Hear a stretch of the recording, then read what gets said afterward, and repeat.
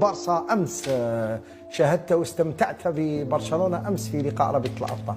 ولا ما تمتعتش نتايا ما كان تهضر على الفوتبال.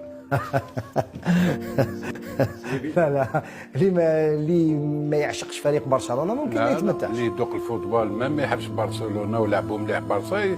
الريال شفتهم له البارح الريمونتادا هذيك داروها شابه. دونك ولا ما تعجبنيش هذيك ما شكون اللي عجبك امس في البارسا؟ واش اللي عجبك اكثر؟ شكون اللاعب؟ لعبوا البارح ريمونتادا عجبتني. بورتو سامدي ريال شكون اللاعب؟ لعبوا كاع مليح. كاسادو لعب مليح.